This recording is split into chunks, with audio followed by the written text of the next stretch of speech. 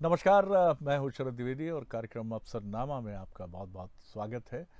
और आज इस कार्यक्रम में हमारे साथ एक भारतीय पुलिस सेवा के मध्य प्रदेश काडर के एक ऐसे अपराइट ऑफिसर हैं जिनका अब तक का करियर और आगे भी ढेर सारी संभावनाओं को प्रस्तुत करता हुआ हमको नज़र आता है। 2009 बैच के मध्य प्रदेश काडर के वो आईपीएस ऑफिसर हैं और जबलपुर एसपी, नीमच और इसके साथ ही मंदसौर, सिंगरौली और निवाड़ी यहाँ पुलिस कप्तान की जिम्मेदारी उन्होंने निभाई है। और वर्तमान में जो उनकी नवीनतम पदस्थापना है तो बतौर डीआईजी वो जबलपुर जोन जा रहे हैं, जो अब पुलिस कमिश्नरेट में भी आने वाला है, जिसका डिक्लेरेशन हो गया है। तो जाहिर है अब उनके अनुभव का लाभ और पुलिस कमिश्नर सिस्टम का लाभ जबलपुर को मिलेगा। और जैसा मैंने आपको बताया कि एक बहुत ही कर्तव्यपरायण अधिकारी की छवि के साथ वो आगे बढ़े हैं और 2 बार उन्हें राष्ट्रपति का शौर्य जो पुरस्कार है, गैलेंट्री अवार्ड, वो उनको मिल चुका है। और जो डकैतों के विरुद्ध ग्वालियर में अभियान उनका रहा था, ग्वालियर चंबल रीजन में, उसके लिए ये महत्वपूर्ण और बहुत ही प्रतिष्ठापूर्ण पुरस्कार उनको मिला है। आपके हमारे अपने मध्य प्रदेश से ही वो आते हैं और एक ऐसे परिवार से आते हैं जहाँ लिखने पढ़ने की परंपरा, अध्यापन की परंपरा बहुत सघन रही है। उनके पिताजी छतरपुर से वो आते हैं, उनकी माताजी भी प्रोफेसर रहीं और उनके परिवार में भी सर्विसेज में जाने का, यानी अखिल भारतीय सेवाओं में जाने की एक परंपरा रही है। तो मुलाकात करिए जो वर्तमान में डीआईजी जबलपुर के लिए पदस्थापित हैं, तुषार कांत विद्यार्थी जी, 2009 बैच के आईपीएस ऑफिसर। सर, बहुत स्वागत करता हूं आपका। धन्यवाद शरद जी।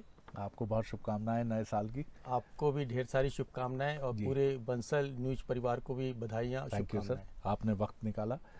सबसे पहले हम इस कार्यक्रम में सर पीछे लौटते हैं और जर्नी की तरफ चलते हैं आपकी। जब आप स्कूल में पढ़ रहे थे, स्कूल में थे, जाहिर तौर पर एक अच्छे विद्यार्थी तो रहे ही होंगे, लेकिन स्कूलिंग के दौरान ये विचार आना कि मुझे अखिल भारतीय सेवा में जाना है, या क्या थॉट था इनिशियली, या बाद में ये विचार बना कि अखिल भारतीय सेवाओं में जाना है? कैसे ये विचार मन में आया और पहले कल्पना क्या थी मन में? देखिए, स्कूल टाइम में जब हम लोग थे तो उस समय हम लोग के मन में सबसे पहले ये विचार आता था कि हम लोग को कॉम्पिटिटिव एग्जाम्स अपने जो इंजीनियरिंग के होते हैं उसको क्वालिफाई करना है।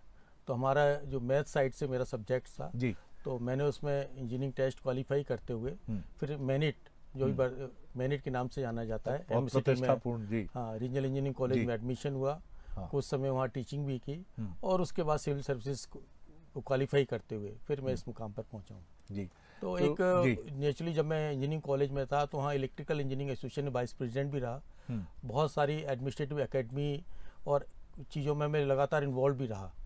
तो वो एक कहीं ना कहीं मेरे का एक मन में इच्छा थी कि एडमिनिस्ट्रेटिव सर्विसेज में जाके मेरे को जनता की सेवा करनी है और एक मुकाम हासिल करना है। तो कहीं ये बीज जो है कॉलेज में जब आप इंजीनियरिंग की पढ़ाई कर रहे थे तब ये बीज आपके मन में प्रत्यारोपित हुआ, या इसका अंकुरण, जर्मिनेशन बिल्कुल उसी समय हुआ? बिल्कुल सही कह रहे हैं सरज जी, उसी समय बड़ी इच्छा हुई कि मेरे को सिविल सर्विसेज क्वालिफाई करनी जी। जो भी इस कार्यक्रम को देखते हैं युवा विद्यार्थी जी, वो बहुत ये जानना चाहते हैं। हम बार बार ये बात कहते हैं कि सफलता कोई गोली नहीं है कि पैरासीटामोल की गोली है कि आपने खाई और आप सफल हो गए।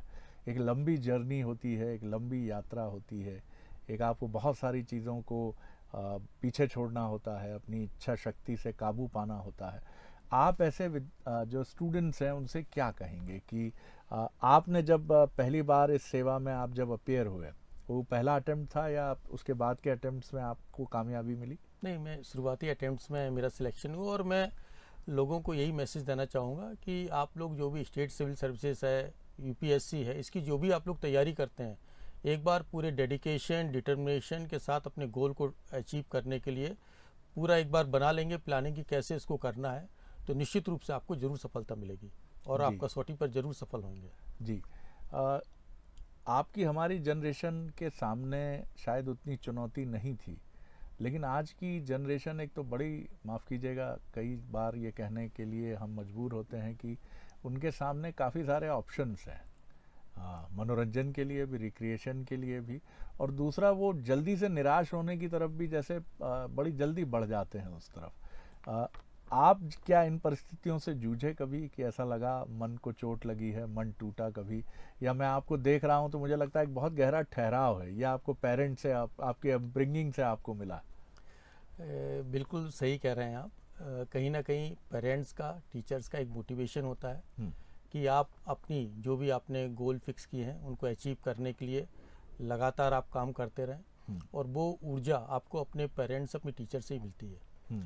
मैं अपने सभी जो भी इस न्यूज़ चैनल को देख रहे हैं उनको ज़रूर ये कहना चाहूँगा कि आप लोग निश्चित रूप से चीज़ें पहले से डिफरेंट हैं, आपको ज़्यादा बेहतर तरीके से कॉम्पिटिटिव एग्ज़ाम्स में अपीयर होना है, तो उस लगन को, उस डेडिकेशन को कम मत होने दीजिए। एक बार जब आपने कर लिया है, ध्येय कर लिया है, तो उसको पाने के लिए फिर हर संभव प्रयास आपको करना है।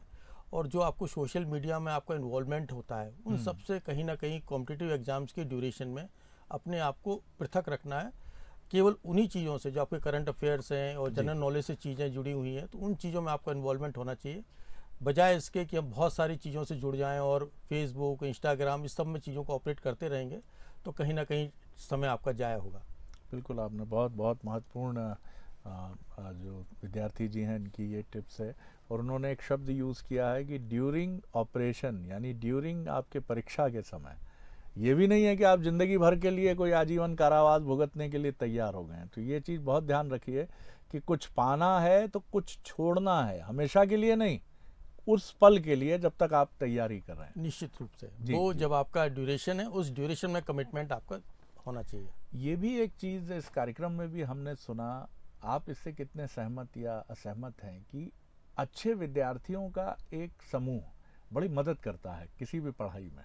क्या आपके लिए ये सत्य रहा? बिल्कुल सही बात है। और हमारा अपना एक ग्रुप होता है जहां हम लोग इंटरेक्शन करते हैं जी, जो स्टडीज़ में एक दूसरे को कोऑपरेट करते हैं और गाइड भी करते हैं। जी, तो जी। एक अच्छा ग्रुप बेहद ज़रूरी होता है, और वो कहीं ना कहीं आपके डिस्कशंस में, ग्रुप डिस्कशंस हैं, बहुत सारी चीज़ें कॉम्प्लिकेटेड होती हैं, उनको समझने में, एनालाइज करने में ये ग्रुप बड़ा सार्थक साबित होता है।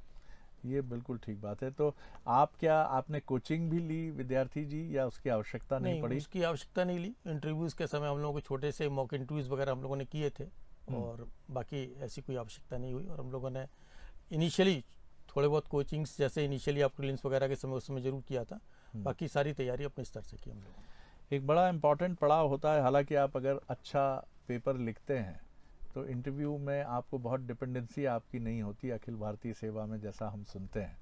तो आपको सबसे पहली कोशिश तो यही होनी चाहिए कि पेपर आप अच्छा लिखें, जिससे इंटरव्यू पे निर्भर ना रहे। हाँ, लेकिन कम के इंटरव्यू में कई लोग बड़े एग्जीबिशनिस्ट एटीट्यूड से जाते हैं, फंस जाते हैं इसी चक्कर में, बहुत सारी जानकारियां दिखाने की कोशिश करते हैं, बहुत आत्मविश्वास से भरे होने की कोशिश करते हैं। इंटरव्यू में आप जैसे हैं वैसे ही प्रस्तुत होना सबसे अच्छी रणनीति है? निश्चित रूप से। और मेरे ख्याल से आपका एक कॉन्फिडेंस, आपका पेशेंस बड़ा महत्वपूर्ण होता है इंटरव्यू के दौरान। और आप उसको जब बिल्कुल शार्पली अपने कॉमन सेंस के साथ, अपनी नॉलेज के साथ आंसर करते हैं, तो आपको वहाँ पर आपकी उपस्थिति ठीक ठाक ढंग से दर्ज होती है। काफ़ी समय हो गया आपको इंटरव्यू दिए हुए, 14-15 साल का समय, लेकिन कोई मोमेंट आपको याद आता है इंटरव्यू का, कोई ऐसा समय जो बड़ा महत्वपूर्ण हो, कोई ऐसा सवाल जिसमें आपको थोड़ी उलझन लगी हो? निश्चित रूप से। मैं चूंकि जब ये दिया था एग्जाम्स तो 8 सब्जेक्ट से दिया था, और मेरे से इंजीनियरिंग से रिलेटेड काफ़ी क्वेश्चंस पूछे गए थे मेरे बैकग्राउंड को देखते हुए, तो मेरे को निश्चित रूप से उससे परेशानी हुई थी। बट एनी हाउ मेरे पास जो भी तैयारी थी, और उसमें मैंने उनको बड़ा चीज़ें क्लियर भी की कि साहब उस बैकग्राउंड से मैं निश्चित रूप से हूँ, लेकिन अभी वर्तमान में उससे नहीं जुड़ा हुआ हूँ। तो उस तरीके से मैंने चीज़ों को उनको कंसोल किया था, समझाया भी था। उन तमाम चीज़ों को लेकर आप आगे बढ़े जी थे। हाँ। यहाँ हमारे साथ हैं 2009 बैच के आईपीएस ऑफिसर तुषार कांत विद्यार्थी जी, जिनकी नवीनतम पदस्थापना, जिसको अभी उन्हें ज्वाइन करना है, जबलपुर में डीआईजी के तौर पर हुई है, और एक बेहद अपराइट ऑफिसर के तौर पर 2 बार राष्ट्रपति के गैलेंट्री अवार्ड से वो नवाजे जा चुके हैं। सर, एक बार फिर आपका मैं स्वागत करता हूँ। बहुत महत्वपूर्ण टिप्स आपने अब तक हमें दी है। वो क्षण जब आता है तो प्रसन्नता के आकाश में हम उड़ान भरते रहते हैं। आखिर वो समय भी 2008 में आपको सूचना मिल गई होगी कि अब आप चयनित हैं। उस क्षण को आप कैसे याद करते हैं? एक बड़ा गौरव बहुत, जब पहली बार हैदराबाद। निश्चित रूप से। उसके बाद चूंकि चाहे वो स्टेट सिविल सर्विस हो, चाहे यूनियन पब्लिक सर्विसेज हो, आप जब भी सिलेक्शन होता है तो निश्चित रूप से आपको बेहद खुशी होती है, आपके पेरेंट्स आपको विशेष देते हैं और उस समय निश्चित रूप से एक स्पिरिट होती है कि हमको सोसाइटी के लिए अच्छा करके दिखाना है, जिस मंतव्य के साथ हम लोग उस ज्वाइन कर रहे हैं उस सर्विसेज को, उसमें बेटर परफॉर्म करना है। जी जी। तो हैदराबाद का आपका अनुभव कैसा रहा? हैदराबाद में हम लोग इंडक्शन ट्रेनिंग में MCTP फेज़ 3 में सभी में हम लोग गए और वहाँ पर निश्चित रूप से हमको एक शानदार ट्रेनिंग वहाँ पर मिली और वो एक अविस्मरणीय ट्रेनिंग थी जी। और हम सब के लिए लगातार वो बेहद उपयोगी भी है।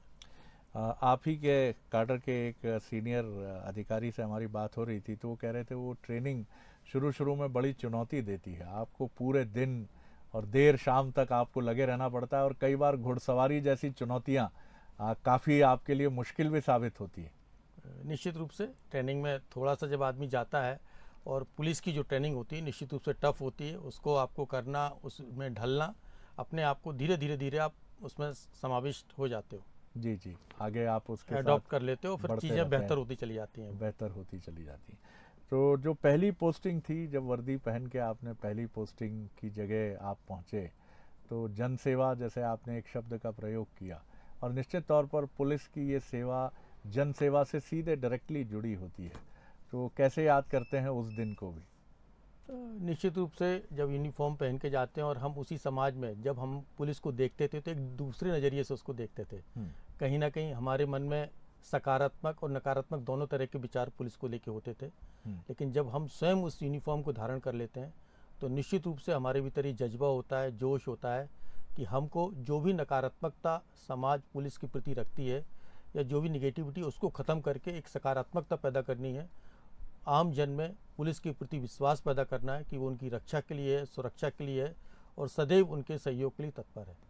विद्यार्थी जी, आपने ग्वालियर चंबल में ये विश्वास पैदा किया लोगों में जब आपने डकैतों के विरुद्ध अभियान में बड़ी कामयाबी हासिल की अपनी टीम के साथ और अपनी लीड जो आपके सीनियर ऑफिसर्स रहे, कैसे याद करते हैं उस अभियान को जिसकी वजह से आपको? कई सारे इनकाउंटर्स हम लोगों ने किए, कई सीनियर ऑफिसर्स थे और कई इनकाउंटर्स में हमारे साथ के कर्मचारी सीरियसली इंजर्ड भी हुए, लेकिन वो यादगार पल थे।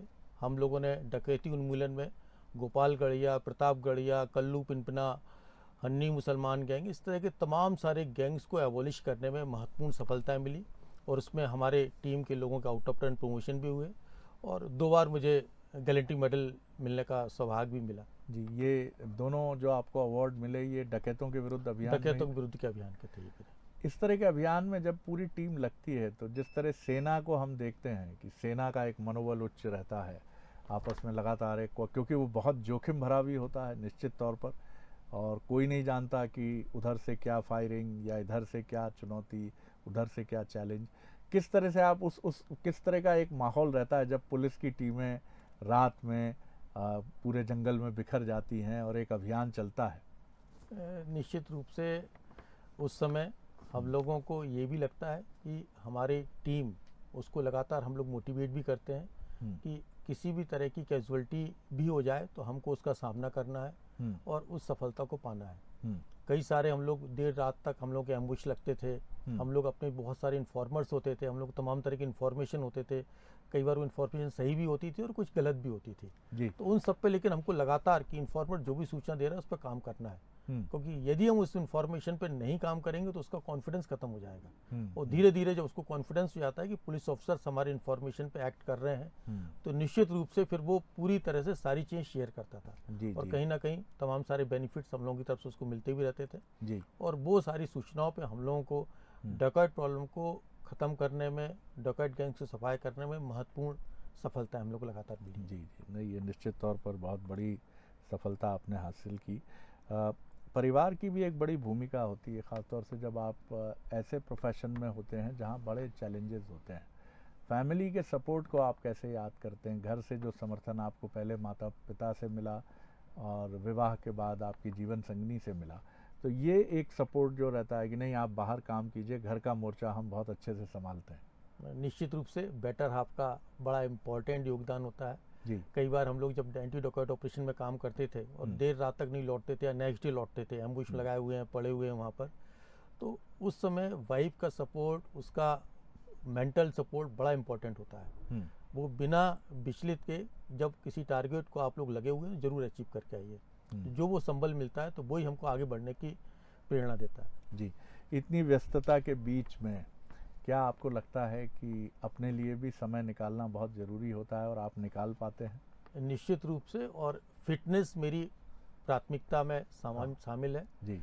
निश्चित रूप से मॉर्निंग में प्रत्येक दिवस मैं योगा करने की कोशिश करता हूँ, उसके लिए 15-20 मिनट 25 मिनट जरूर निकालता हूँ। और जब भी मुझे टाइम मिलता है तो मैं रेगुलर जिम जाने की भी कोशिश करता हूँ, स्ट्रेंथ वाली भी सारी एक्सरसाइज करता हूँ। स्पोर्ट्स में कभी लॉन टेनिस, कभी टेबल टेनिस, कभी बैडमिंटन, ये सब में भी आजमाइश होती रहती है जब भी टाइम जैसा मिलता है जी। लेकिन टाइम निकालना है और फिटनेस को बेटर रखना, ये बिल्कुल हमारे सर्वोच्च प्राथमिकता में शामिल होता है। ये तो आपकी पर्सनैलिटी को देखकर ही समझा जा सकता है कि फिटनेस आपकी प्रायोरिटी में है। धन्यवाद। अपनी टीम के साथ इंटरेक्शन भी एक बड़ा इम्पॉर्टेंट एलिमेंट होता है किसी भी टीम लीडर के लिए, और एक पुलिस कप्तान के लिए तो ये कहा जाता है कि सबसे महत्वपूर्ण कड़ी होती है। आप इसे किस तरह देखते हैं कि लोअर रंग ऑफ दी ऑर्गेनाइजेशन, पुलिस के जो निचले, क्योंकि सबसे ज़्यादा दबाव में एक कांस्टेबल काम करता है, काम की अवधि तय नहीं होती, कई बार चुनौतियां रहती हैं, तो वो अपने मुखिया की तरफ देखता है और मुखिया से उसे पूरा समर्थन मिलता है तो बड़ा प्रसन्न रहता है। जी। ये आपने बेहद सटीक बात कही, और इसमें मेरा लगातार अपने कर्मचारियों के साथ इंटरेक्शन रहता है। उनको मैं लगातार मोटिवेट करता हूँ किसी ना किसी स्पोर्ट्स का हिस्सा वो जरूर बने। कोई वॉलीबॉल खेले, कोई फुटबॉल खेले, और बीच बीच में इस तरह के कंपटीशन जहाँ भी मैं पोस्टेड रहा हूँ कराता भी रहा हूँ। इसके साथ साथ मैं अपने सारे कर्मचारियों के, वो किसी भी विंग के हों, होमगार्ड हों, एसएएफ के हों, पुलिस के हों, उनका मैं प्रत्येक 15 दिवस में एक साथ सामूहिक रूप से बर्थडे सेलिब्रेशन करता था। अरे वाह! हम लोग सब लोग एक साथ इकट्ठे होके उनका बर्थडे सेलिब्रेशन करते थे। उस सेलिब्रेशन में सबको एक दूसरे को शुभकामनाएं देते थे, और साथ ही साथ उनकी सारी पारिवारिक समस्याओं की जानकारी लेने की भी कोशिश करते थे। तो इससे होता था कि छोटी मोटी जो बातें होती हैं जो कभी अपने एसपी को इंटरेक्ट करके बता नहीं पाते हैं, तो बड़ा खुल के बताते हैं, क्योंकि उनको मालूम होता है कि इस समय जो भी समस्या बताएंगे उसका निदान जरूर हो जाएगा। और वो स्ट्रेस फ्री करने में उनको बड़ी मदद करता था। जी, तो ये लगातार मैंने इसको ऑर्गेनाइज किया हुआ है। हाँ। और एक जो अभियान मैंने हर जगह चलाया उसके बारे में जरूर बताना चाहूँगा। जी। एक आस्था करके मैंने अभियान चलाया हुआ था। जी। उसमें हमारे सारे सीनियर सिटीजन्स जिनकी एज भी 60+ है और जिनके बच्चे उनके साथ में नहीं रहते हैं, वो किसी कारण से, प्रोफेशन के कारण, जॉब के कारण, या तो अब्रॉड में है या किसी दूसरी डिस्ट्रिक्ट में है, तो वो ऐसे सारे लोगों को हमने आस्था ग्रुप का मेंबर बनाया, और उनके साथ लोगों का लगातार हमारा संवाद बना रहता था। हमारे टीआईज, हमारे सीएसपीज, एडिशनल एसपीज उनको प्रत्येक बर्थडे पे, एनिवर्सरी पर विश करने जाते थे, उनके हेल्थ चेकअप को इंश्योर कराते थे, और जब कोई ज़रूरत हो जाए तो आवश्यकता पड़ने पर उनको ट्रांसपोर्टेशन भी उपलब्ध कराते थे। तो एक कॉन्फिडेंस ऐसे परिवार को, ऐसे दंपति को जिनके बच्चे उनके साथ में नहीं है, ये लगातार मैंने अभियान नीमच से लेकर और जबलपुर तक चलाया। लगातार सीनियर सिटीजन्स के साथ मेरा अभी भी बहुत अच्छे रूप से आत्मीयता के साथ जुड़ाव बना हुआ है। लोग मुझे याद करते रहते हैं और उनका आशीर्वाद लेना मेरे लिए बड़ी प्राथमिकता होती है। जब भी जाता हूँ प्रत्येक सीनियर सिटीजन्स के घर पर बैठ के उनका हालचाल पूछना, उनके स्वास्थ्य के बारे में जानकारी लेना और उनको संबल देना, ये मेरी सर्वोच्च प्राथमिकता में शामिल रहा है। सर, ये तो कमाल का अभियान आपने चलाया। मतलब मैं उनकी भावनाएं समझ सकता हूँ कि वो कितने खुश होते होंगे, कितने प्रसन्न वो रहते होंगे कि इन तमाम चीज़ों को लेकर कि जिस तरह से एक पुलिस अगर आपके पास आती है तो आपके पास सेंस ऑफ सिक्योरिटी होती है, आपके पास सेंस ऑफ एक बिलीव होता है। कोई आपको ऐसा अनुभव याद आता है कि फुल ऑफ टीयर्स हो कोई सीनियर सिटीजन और उन्हें लगा हो कि पुत्र तो नहीं है लेकिन तुषारकांत विद्यार्थी और उनके साथ खाकी वर्दीधारी ये सारे लोग जो हैं, टीआई सहित कांस्टेबल, सब इंस्पेक्टर, ये सब उनके परिवार के ही लोग हैं, उन्हीं के पुत्र हैं? ऐसे कई संस्मरण हैं। नीमच एसपी के दौरान एक परिजन थे जी, और वो लोग ट्रैवल करके राजस्थान से आ रहे थे जी, और ट्रैवल करने के दौरान बस में कुछ लोगों ने उधम किया, कुछ यूथ वगैरह घुस गए होंगे शराब पी के और मिसबिहेव कर रहे होंगे पब्लिक के साथ और ट्रैवलर्स के साथ। तो उसको लेके आप उनका रिएक्शन देखिए कि तत्काल उन्होंने ही कॉल्ड मी इमीडिएटली कि यार ऐसा ऐसा हो रहा है और मैं आपके आस्था अभियान का हिस्सा हूँ और ये यूथ वगैरह ऐसे ऐसे घुस के यहाँ पर प्रॉब्लम कर रहे हैं, शराब पिए हुए हैं। इमीडिएटली जैसे ही मुझे जानकारी मिली तत्काल मैंने अपने एसएचओ को गाइड किया। एसएचओ वहाँ पर पहुँचा, बस रुकवाई गई, उनके खिलाफ एक्शन हुआ। उस सीनियर सिटीजन्स का जो कि एक सामान्य रूप से अपने एक गवर्नमेंट जॉब में रहते हुए रिटायर हुए थे, जब बस आगे बढ़ी तो सारे उनका ऑब्जर्वेशन था, सारे ड्राइवर कंडक्टर, उनको लगा बड़ा सीनियर कोई पुलिस ऑफिसर है, एक उसके फ़ोन पे सारी पुलिस इतनी एक्टिव हो गई, तत्काल इमीडिएट एक्शन ले लिया उसने। तो उसने बताया कि साहब आपके बात तो है ना, ड्राइवर कंडक्टर सारे बस वाले उनको लगातार चाय कॉफ़ी वगैरह पिलाते रहे और पूछते रहे सब क्या हालचाल है आपके, सब बढ़िया तो है ना साहब, मुझे नहीं मालूम था साहब, और पैसे लौटाने लगे कि चलो टिकट गलती से ले लिया आपसे। जी। तो इस तरह के वाक्य हुए। उनको एक बुजुर्गों को, सीनियर सिटीजन्स को एक कॉन्फिडेंस होता था जब जिले में मैं रहता था। इसी तरह के कई बार रेलवे रिजर्वेशंस में टिक बर्थ नहीं मिल रही है, सीनियर सिटीजन अचानक ट्रैवल करना पड़ रहा है या बर्थ का कोई इश्यू हो गया तो इमीडिएटली टीसी से मेरी बात करा देते थे। क्योंकि मैं एसआरपी भोपाल रहा हूँ तो मेरी कनेक्टिविटी काफ़ी अच्छी रही है, तो उनसे मैं रिक्वेस्ट करता था कि हमारे सीनियर सिटीजन से, हमारे आस्था अभियान के लोग हैं, इनको जरूर मुकम्मल जगह उपलब्ध करवाइए, और वो उनकी हेल्प करते रहे हैं। एक बार तो ऐसा संस्मरण था कि एक सीनियर सिटीजन जिनका स्वास्थ्य कुछ गड़बड़ था जी, और उन्होंने अपने बच्चों से, कोटा में उनके बच्चे थे, तो उन्होंने कहा कि मेरी तबीयत इस तरह से ख़राब है और मैं आप लोगों के पास आके रहना चाहता हूँ। तो उनके बोले बच्चों ने मेरे से ये कहा कि पापा जब स्वस्थ हो जाओ तब आना, क्योंकि मैं यहाँ पर व्यस्त बहुत रहता हूँ। और इसके बाद उन्होंने मुझे कॉल किया तो मैं तत्काल डॉक्टर से लेकर उनका पूरा चेकअप वगैरह कराया। तो उनको ये कॉन्फिडेंस हुआ कि मेरे बच्चे अपने लोग जो मेरे साथ में बीमार हालत में रहने के नहीं चाहते हैं, लेकिन हमारी पुलिस, हमारा एसपी आपके साथ खड़ा हुआ है। तो वो निश्चित रूप से उनके आंसू उस समय देख के मुझे भी रोना आ गया था, और वो बड़े यादगार पल थे। और इस तरह की चीज़ें लगातार मेरी सीनियर सिटीजन के साथ लगातार बनी हुई हैं। उनसे अभी भी नीमच, मंदसौर, सिंगरौली, जहाँ भी मैं रहा हूँ, जौलपुर, सभी वरिष्ठ नागरिकों के प्रति मेरा बड़ा वो भाव जो बना हुआ है, और उनका जो स्नेह मुझे मिला हुआ है, आशीर्वाद मिला हुआ है, वो अविस्मरणीय है। सर, आपकी बात सुन के तो मैं भी भावना में डूब गया, और मैं आपको और आपकी पूरी टीम को सर सलाम करता हूँ।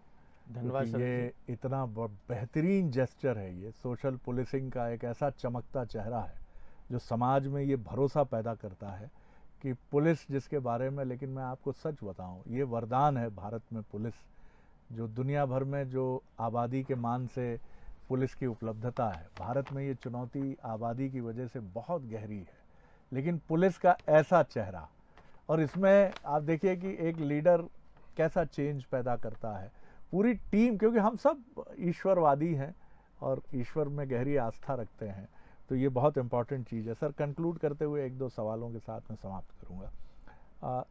क्या सामाजिक तौर पर आप चुनौती देखते हैं पुलिसिंग की अभी?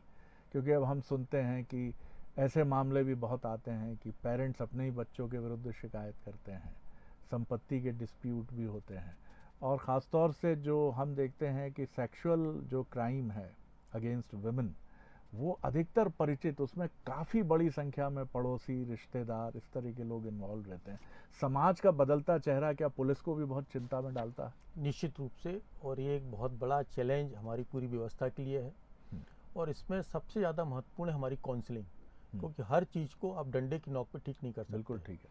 तो हमारा कहीं ना कहीं हमारी जो टीम है वो लगातार, और हमारे जो सोशल सिस्टम है उसमें परिवार के लोगों को, समाज के लोगों को अपने बच्चों की एक्टिविटीज़ पे ऑब्जर्वेशन रखना, और उनको खास तौर पे हमारी जो संस्कृति है उसको अक्षुण्ण बनाए रखने के लिए उनको लगातार इस चीज़ के लिए मोटिवेट करना है कि हमको अपने सीनियर्स को किस तरह से सम्मान देना है, किस तरह से उनके जो एक्सपीरियंसेस हैं उनको अपने जीवन में उतारना है, अमल में लाना है। ये बेहद आवश्यक है। लगातार इस तरह के जो आप बोल रहे हैं करीबी लोग, सेक्सुअल हरासमेंट की बात आती है, वीमेंस क्राइम की बात आती है, जो परिवारों में बिखराव की स्थिति पैदा हो रही है, बच्चे अपने पेरेंट्स की रिस्पेक्ट नहीं कर रहे हैं, तो ये कहीं ना कहीं वो कमी हमारे पूरे सामाजिक सरोकार की है, और उसको जो हमारा बुनियादी ढांचा है उसको मजबूत करने के लिए फिर से काम करने की ज़रूरत है, काउंसलिंग की ज़रूरत है, लगातार संवाद करने की ज़रूरत है, ताकि इन चीज़ों पर हम प्रभावी ढंग से रोक लगा सकें। कंक्लूड करूंगा इस सवाल से, पुलिस को एप्रिसिएशन की बहुत ज़रूरत है। जो चुनौतियां वो झेलती है, काम के घंटे तय नहीं है, चाहे टॉप ऑफिसर्स हों या निचले स्तर तक आएँ। कई बार समाज भय की वजह से या पुलिस की एक पारंपरिक छवि की वजह से अच्छे काम के बाद भी जैसा एप्रिसिएशन आना चाहिए शायद वैसा नहीं आ पाता। हालांकि स्थितियां बहुत बदली हैं। अब जैसा हम ब्रिटेन में सुनते हैं कि पुलिस को बॉबी कहा जाता है, तो आप जो बता रहे हैं, मैं तो कहूँगा हमारी मध्य प्रदेश की पुलिस बॉबी का ही काम करती है, जो ऑपरेशन आस्था है। लेकिन फिर भी आप क्या समाज से क्या रेसिप्रोकेट चाहते हैं? क्या आपको लगता है कि लोगों को खुलकर अगर पुलिस इतनी दबाव के बीच में मदद भी कर रही है, आगे भी आ रही है, उन्हें भी इसको लेकर समाज में काफ़ी इस चीज़ को आगे बढ़ाना चाहिए। निश्चित रूप से मेरे ख्याल से जो नकारात्मकता पहले थी उसमें काफ़ी बदलाव आया है। पुलिस का एक सकारात्मक चेहरा सामने आया है। कोरोना के दौरान आपने देखा होगा हमारे कई साथी शहीद हो गए जी। हम जनमानस की सेवा में पूरी तत्परता के साथ लगे हुए थे जी। तो वो एक सकारात्मकता बनी है। हमारी जो लीडरशिप है, हमारे डीजी सर से लेकर और सीनियर ऑफिसर्स, उन लोगों के संदेशों ने, उन लोगों के निर्देशों ने कहीं ना कहीं उसको अमल में लाने के लिए पूरी टीम काम कर रही है। और हम कहीं ना कहीं बहुत सारे प्लेटफॉर्म पे समाज के साथ जुड़ रहे हैं, महिलाओं के साथ जुड़ रहे हैं, बच्चों के साथ जुड़ रहे हैं। तो वो सारी चीज़ें एक पुलिस की बेहतर छवि और एक अच्छी छवि बनाने में कारगर साबित हो रही है। बिल्कुल सर, बहुत धन्यवाद करूंगा इस बातचीत के लिए। तो ये तुषार कांत विद्यार्थी जी हैं, 2009 बैच के अखिल भारतीय पुलिस सेवा के मध्य प्रदेश कैडर के ऑफिसर, जो डीआईजी के तौर पर जबलपुर में पदस्थापित होने जा रहे हैं। महत्वपूर्ण बात यह है कि वो कहते हैं कि पुलिस तो अपना काम पूरी संवेदना से कर रही है और चेहरा बहुत बदला है पुलिस का, और ऑपरेशन आस्था अद्भुत कार्यक्रम है ये। और प्रणाम है मध्य प्रदेश पुलिस को, विद्यार्थी जी जैसे ऑफिसर्स को, और उन तमाम टॉप लेवल के ऑफिसर्स और लोअर रंग को पुलिस के, जिन्होंने अपने लीडर के साथ इस अभियान को सफल बनाया। मैं भी भावुक हुआ ये सुनकर कि उन बुज़ुर्गों को कैसा लगा होगा कि उनके एक फ़ोन पर सारे लोग एकदम से, कि बहुत ही ये हाईली प्लेस सोर्सेज हैं, इनके एक फ़ोन पर पुलिस इतनी सक्रिय हो गई। यही पुलिस का काम है जो पुलिस को लोकप्रिय बनाता है। और बहुत अच्छी बात है कि विद्यार्थी जी इस सोच के साथ, मध्य प्रदेश पुलिस इस सोच के साथ आगे बढ़ रही है। और बेहिचक मध्य प्रदेश पुलिस की सराहना राष्ट्रीय मंचों पर हमेशा होती रही है, उसके मानवीय संवेदी रुख की वजह से। और तमाम उन ऑफिसर्स को जो पहले भी रहे हैं 1956 के बाद से और टिल नाउ, इन सभी को प्रणाम है। विद्यार्थी साहब का कहना है स्टूडेंट्स के लिए कि आप अपने को फोकस्ड रखिए, प्रतिबद्ध रहिए अपने लक्ष्य के लिए, डिवोटेड रहिए, और कोई भी उस समय के लिए, पर्टिकुलर टाइम के लिए आप लक्ष्य के अलावा अपने को इधर उधर झांकिए मत, इधर उधर देखिए मत। उनका कहना है कि पुलिस समाज सेवा का एक बहुत ही पर्याय के तौर पर काम करती है। समाज भी इसको चिन्हित करे और आगे बढ़कर आए, कर तो रहा ही है, लेकिन और बढ़ चढ़ कर करेगा, क्योंकि असली प्रोत्साहन तारीफ होती है। पैसा और तमाम चीज़ें, मैं फिर कहूँगा कि ये इसके बाद दूसरे क्रम पर आती है, क्योंकि व्यक्ति का इमोशनल सेटिस्फैक्शन लेवल सबसे ज़्यादा कैटर होता है तारीफ से और प्रशंसा से। तो बहुत उम्मीदें हैं इन ऑफिसर से हमें, जो अब जबलपुर जा रहे हैं। अफसरनामा में इतना ही, और आगे देखिए टॉकिंग पॉइंट, ख़ास खबरों का ख़ास बुलेटिन। मुझे दीजिए इजाज़त, नमस्कार।